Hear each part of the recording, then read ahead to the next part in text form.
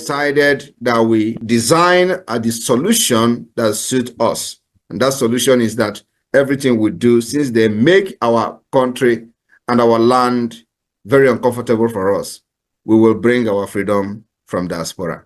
And that's what we're doing today. So the enabling environment that was not created for us in Biafra land, the different countries where we reside have created an environment, and we are struggling to bring this kind of system back to our people for them to live like human beings. So we will always outsmart the terrorist state of Nigeria. Only one, under his leadership, His Excellency Simon Ekpa. Anybody that is confusing anyone or telling you there is another, no, there is nothing. There's just one, recognized by His Excellency Simon Ekpa. And we can pray. Once he has that communication, Biafrans, we understand that Obato Obie does not take no crap from nobody. No matter who you are, you must respect that authority. That authority is the only thing that can protect all of us. But we thank God, somebody said this is a transition period. If these things does not happen, Biafrans will not know who is following our prime minister, who wants him to fail, who wants him to be out. So this moment is ordained to happen so that Biafrans will know who is who. Welcome, fellow Biafrans, lovers of freedom across the world. I welcome you to this amazing program. Thank you so much for joining us once again on this platform. I appreciate you wherever you are connecting from. Please like and share this program. And remember, this platform where you are watching this program is Biafra Exodus Hard Talk TV, a platform that stands with the United States of Biafra, under the command of our Prime Minister Mazi Simon Ekpa, and on the Supreme Command of Mazi Nnamdi Kanu. Today, under the control of Deputy Prime Minister COS Dr. Ngozi Orabueze, we bring information from the right source, the United States of Biafra, the government of our Prime Minister Mazi Simon Ekpa. Wherever you are watching this program from, I urge you in the name of Chukwu Okike Abiama to like and share. Information is power. Remember, our Prime Minister encouraged us to engage in radical evangelism. Our Supreme Mazi Nnamdi Kanu told us to carry everybody along. In doing that, you must help us to share this video. Like and share to family and friends and to every platform where you belong. This information is important. All right, today I'm delighted to be joined by two esteemed guests. Here in the studio, we have Mr. Peter Anosike. Mr. Anosike is a philosopher, development economist, and best-selling author. He is also an erudite commentator on economy, finance, politics, and power. Great to have you join us. Thank you for having me. All right, always a pleasure. And of course, joining us virtually is Pius Duko, a journalist, a social commentator, and public affairs analyst all the way from Port Harcourt. Great to have you join us. Yes, luckily for us this evening, I'm in the studio. It's not virtually anyway. So I'm here live in the studio. We are from our Port Harcourt studios. All right, definitely well put in place there. Okay, let's start with you, Pius. Okay, taking a look at this Babangida's book, I think it's generated a lot of interest and a lot of attention to the former military head of state. What do you think about it? Does Babangida's public apology truly signify genuine remorse, or is it a calculated political move to regain favor and influence? Yes, thank you very much. I think as people, one of those who were around within the time that this thing, all the incidents took place, it is not out of place to say that the Babangida, as we know him, we used to call him, I don't know why he did not even reveal during that book launch or book presentation what people used to call him Maradona, and another very powerful name, the Igbo genus. The Igbo genus, those are two colorations. So I don't think that it is per se some correct measures, because actually there are very revealing things that he refused to acknowledge. And for the fact that he put it straightforward, the annulment on the doorstep of Sani Abacha did not augur well with a lot of Nigerians. I do think if Sani Abacha were to be alive today, Babangida will not. I think he will find another means to put it on another group of people, whether Supreme Military Council or whatever force he will put it. That Abacha cannot speak because it must speak. It now on it. So I don't think I will be persuaded to believe of all things in that book is very superlative. Secondly, I also find out that he refused to mention the death of Delegiwa since he could not acknowledge. So the people applauded him to accept the annulment of June 12th. I don't think it's something palatable or something that people should read over. Secondly, you also talk or reveal the secrets of Delegiwa's death. You did not. What did he apologize for? I don't think he actually apologized to me, to the extent, because I think if you want to apologize, yes, the Abiola who we annulled the election, which I was part of, this is what happened. Secondly, because Abiola did not accept, and during Sani Abacha's time, he declared himself self-styled president, we have agreed that we do so and so, and that's why he died in the custody or detention, whatever name they call it. That is boldness. That is bold step as a former military ruler. I think that is. I don't think that is very different from the way somebody was quoting the post-era of the apartheid regime.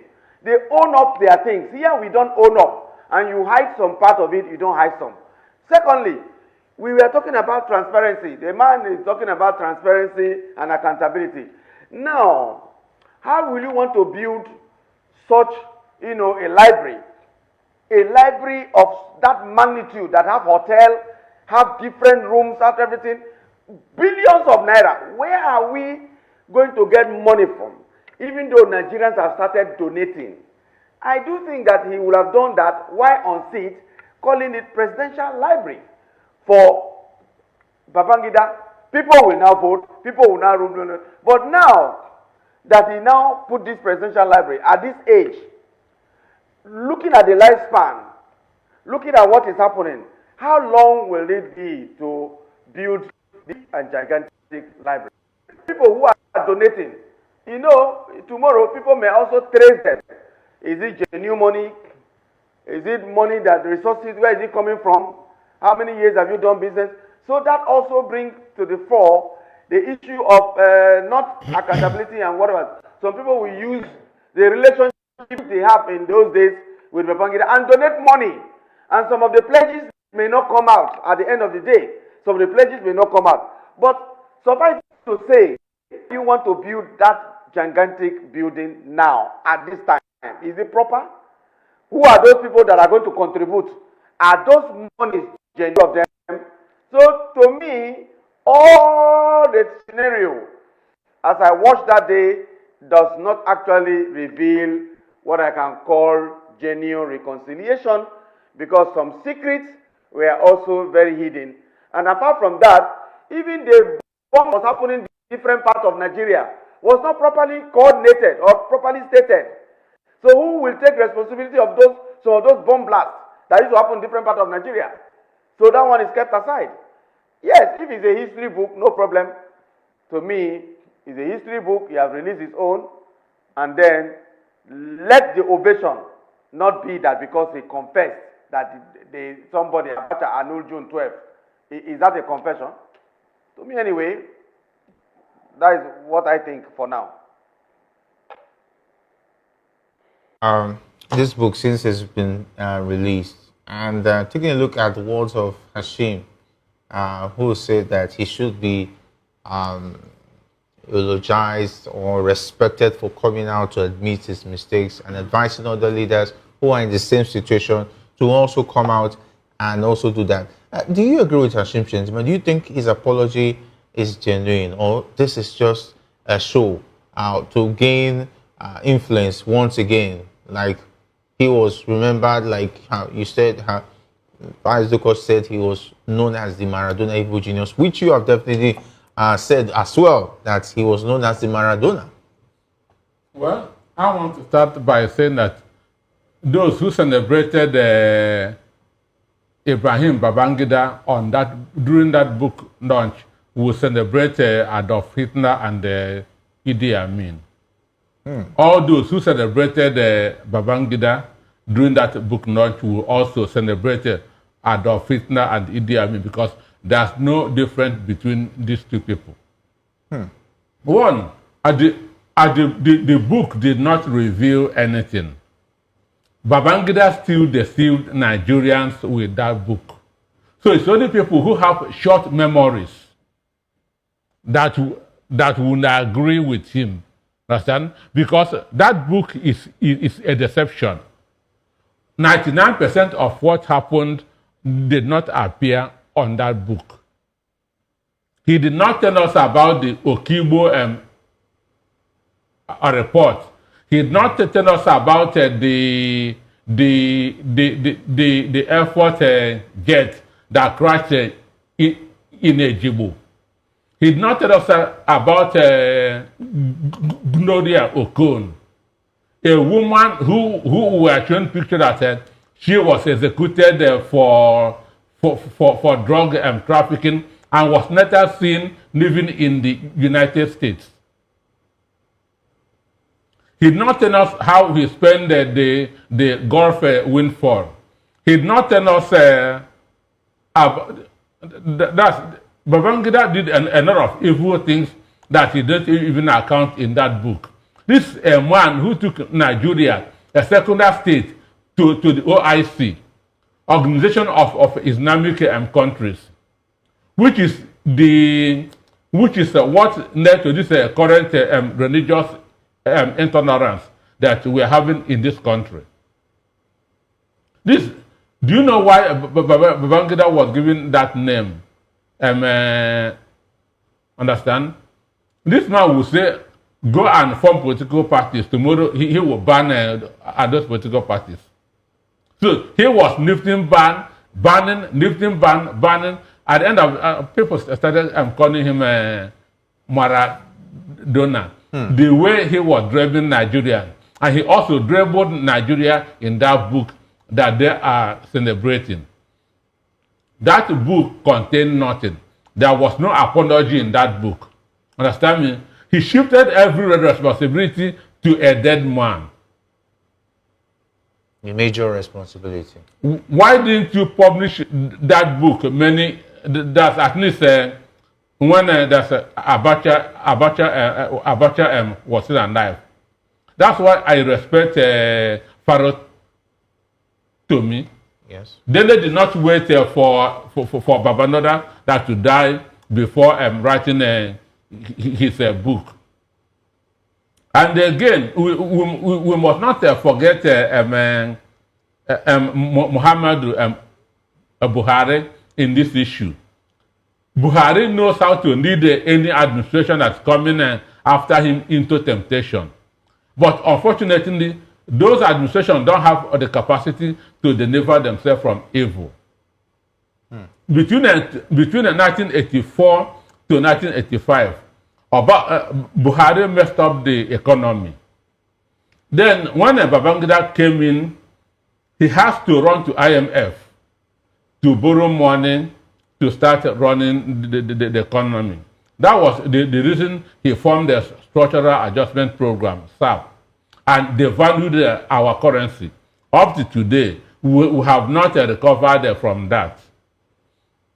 The same Buhari, between 2015 and 2023, he messed up the economy. When Tinubu come in, Tinubu has to run to IMF.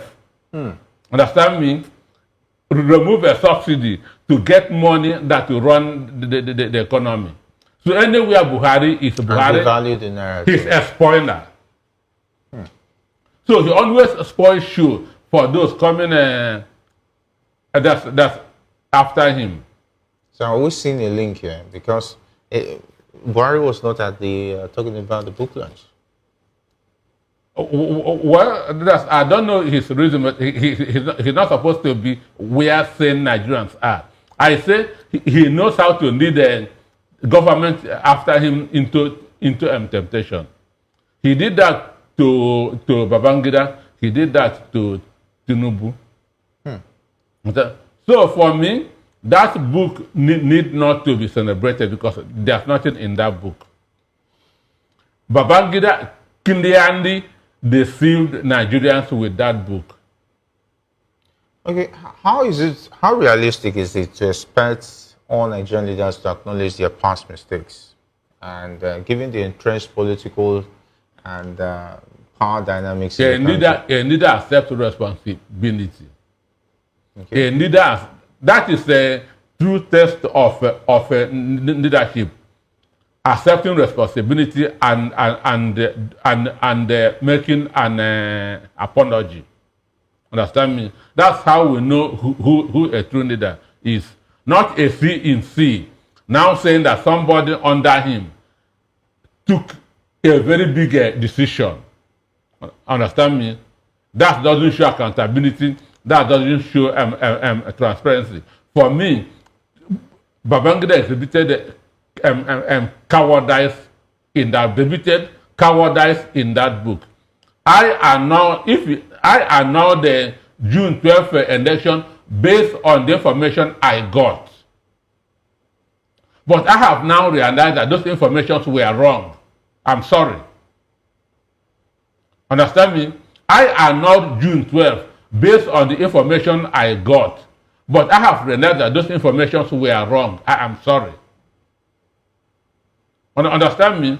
You must not, as a CNC, commander-in-chief, evil genius, saying that you don't even know what is happening in your government. You were not there when the decision to annul June 12th was taken, and you call yourself a commander-in-chief. So for me, he exhibited cowardice in that book. I don't see any atom of bravery in that book. So those who he will deceive are those who have short memories, and those who were not born when those things happened. Understand me? Okay. Those who were not born when those things happened. But for those who has their memories intact, they know that Buhari and Tinubu just deceived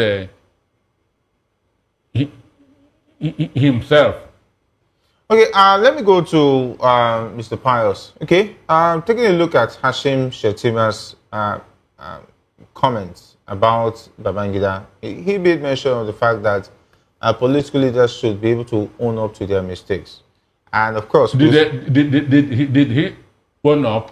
Okay, now, Mr. Noski has a different point of view, saying that he didn't own up. Definitely in that book, nowhere he said, Nigerians, I'm sorry for annulling the election. Instead, he put up the blame on talking about the late head of state, talking about General Sani Abacha. So, is it just like those in the leadership circle don't really understand pure logical way of apology? Maybe he didn't read the book and he just came out and maybe just made an overview of his own line of thought, maybe just to create a kind of good relationship that he has already built with Babangida. Is it just a show from the political class, from the elites, that they don't care about how Nigerians really feel because they feel they can come out with comments and people will accept it? Imagine even Bayo Nanugas trying to correct the former vice president, Osibajo, saying that Babangida did not really torment Tinubu, the present president, that was a misconception. Was it that Onanuga is trying to tell former vice president, what really happened when he was not even in the scene? We see a better knowledge because right now he's in the present government to correct somebody who was even active during the IBB government. Well, thank you very much for those twins and array of questions most of those questions are intertwined. They are together. They have some connections and connectivity. I do think and want to emphasize again that what we have, because I was also shocked to my bone marrow that that day nobody could stand in front of IBB, Ibrahim Babangida, and condemned or say those evil things that was happening. Nobody could do that. Who held the microphone? But I was surprised. However, it was the current president, Tinubu, who made moves to say, well, there was something I disagree with you, and I said you would not have done, even though you did not mention it properly, and we disagree. And I was thinking that you're going to arrest me, but you did not arrest me. You went and shook hands with me after I made those presentations. The president was trying to look at area whereby they have disagreement before, but he did not put it in the glare, in the public domain, that particular incident. But we should also know that it was during those struggles, those times of struggling, that even went on exile, including current president, a very good advocator and who talk about human rights abuse. One thing that people did not even talk about, or as we were discussing, it comes to my mind, is the area of human rights abuse that took place during the Babangida administration. The human rights abuse was enormous. Freedom of speech was seized. In fact, journalists were unable to make very necessary comments about the government of the day, and if you make any effort to do that, either they close down your publication, or people harass you, or people come to your place and seize the publication of that day. The human rights abuse was so enormous, was so glaring, that a lot of people were walking on the streets sealing their mouth. But just like the book presentation that day, I was thinking that some people will be bold enough to speak truth to power, even though he is not on seat now. But what I saw is gamut of political psychopaths. And then you also know that he, as a very tactical ruler, not leader, ruler, his boys, both in military and in civilian, all over Nigeria.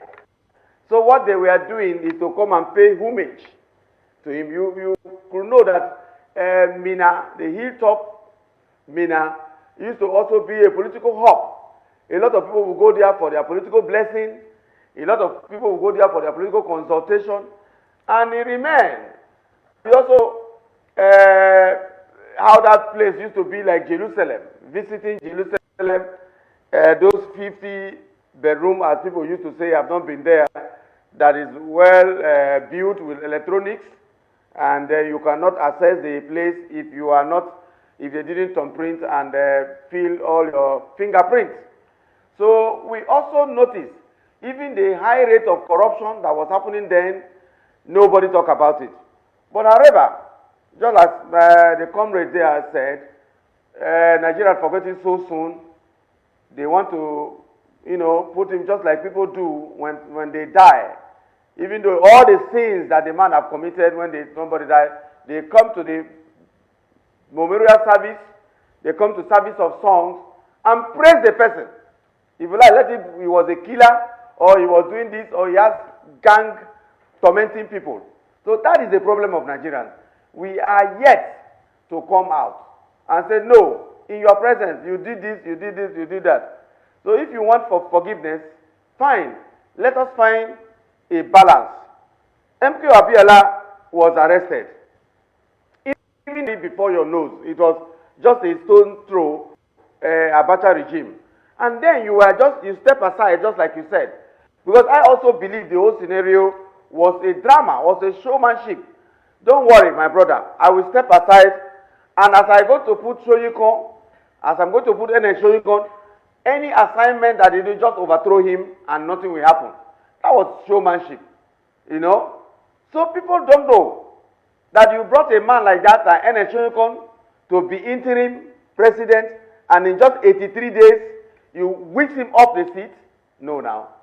And then somebody will now accept that he has apologized. No, no, no, no. Thank you.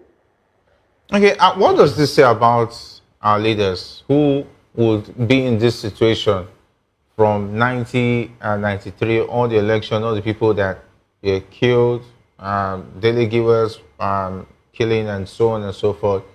If another leader goes through this situation, what example will it set for future leaders, knowing that someday after committing all the crimes and all of the allegations or coming out, you can now come out after so many years and admit, and Nigerians will still come out, the elite will still come out and celebrate you and donate billions? Would this not encourage apathy on the part of our leaders towards the people and, of course, the way they handle matters, knowing that in the future, nobody's going to criticize them or make them feel bad for what they've done? Well, I want to start with the former Vice President, Yemi Oshibajo, Yeah. and Bayo Onanuga. Yeah. One, Yemi Oshibajo was SA to Ajibonda.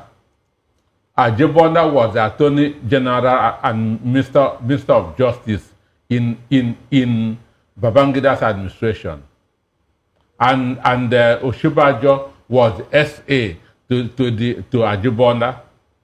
This means that Yemi Oshibajo is inside. He knew what was going on. Understand? Why then Onanuga was running the news. Understand? The news was a newspaper then. So how can somebody who is outside the kitchen now tell someone who is in the kitchen what's on fire? Understand me? So what Oshibajo said was an eyewitness account, because he was indirectly part of the administration, being an SA to Ajibonda, who was the minister of the Attorney General at that time. And if it's not true, Oshibajo wouldn't have said it there. Understand? In the presence of Maradona himself. So then another thing is that this kind of thing would encourage corruption, would encourage recklessness. Understand? That you can do whatever you can. When you grow old, people wouldn't mind what you've done in the past. Understand? That is what was exhibited on that day. Those that came there to eulogize him, to pour encomium on him. Because under Babangida, corruption was walking on the street. Corruption became a state craft. Understand? That's when people were never use this word, sitting jobs. Understand? Where you can walk into the office of the chief of army staff, stay there,